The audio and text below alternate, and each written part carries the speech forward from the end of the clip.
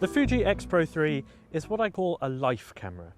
Now, I haven't worked out exactly what that means, but whereas a Canon 1DX is big, serious and professional, the X-Pro3, whilst easily professional, feels more like something you'd want to carry around at all times to document your life and surroundings.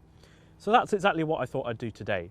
Leave the world of specs and analysis and focus instead on just shooting, as well as showing you some of the different film simulations and new picture settings in a little more detail.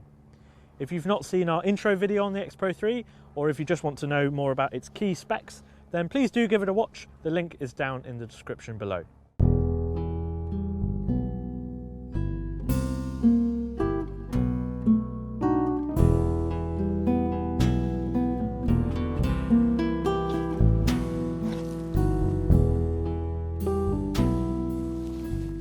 One new feature is called Monochromatic Color. It works for all of the black and white picture profiles, for instance Acros, which I'm using now, and what it does is allows you to introduce a slight tint to your black and white images. It's useful for personal preference, so if you always know that you like your black and white images to be on the warmer side or the cooler side, you can set that up in camera and have it always kick out images that you're happy with. One of the little neat features of the X-Pro3 is how easy it is to switch between the different film simulations. By default, it comes assigned to this button on the back, and then you can use the rear dial to switch between them all.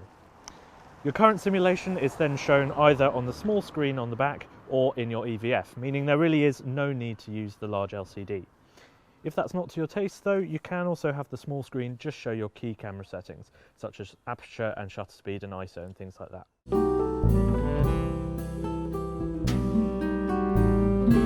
I thought we should talk about the lens! To go along with the whole keep it simple ethos of the X-Pro3, I only wanted to take one lens out with me. So I went for the Fujifilm 23mm f1.4R lens, which in full frame is a 35mm lens. Although it's wide, when you're out and about in a town like this, it's a pretty good general focal length to have. I've actually found it really easy to shoot without the screen too.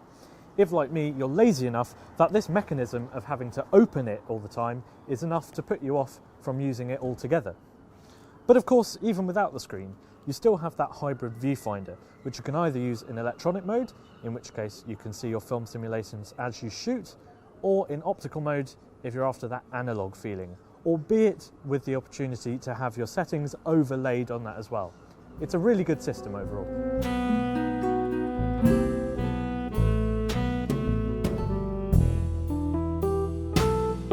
Of all of the different film simulations, there is a new one on the X-Pro3 called Classic Neg.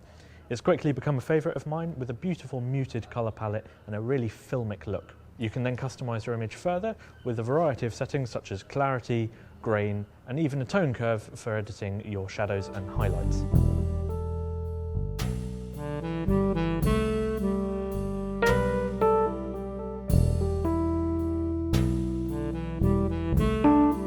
Autofocus is snappy, with features like face and eye tracking, and you can even customise and fine-tune the tracking for different situations for fast-moving or slow-moving objects. But to be honest, I tend to leave it on the default setting. The distance limiter is a handy feature, especially for street photographers. What it does is limit the autofocus's range to either 2 meters or 5 meters away from you. And that's handy for situations where you absolutely don't want your camera focusing on something really close by when the action is actually happening further away. What's refreshing about shooting with the X-Pro3 is that you're purposefully ditching the mindset that shooting manual makes you a better photographer. Instead, it's whether you're happy with your photos that's important. For instance, on my X-Pro3, I have it set up for manual aperture, but with automatic ISO and automatic shutter speed, albeit with custom settings. So for ISO, I set a limit of 3200 and shutter speed a minimum of 1/125th for a second. That way, it allows me to relax and just go out and shoot, safe in the knowledge that I'm more likely to get a good shot. And that's really what it's about, being able to enjoy yourself in the moment and not get bogged down by all the settings.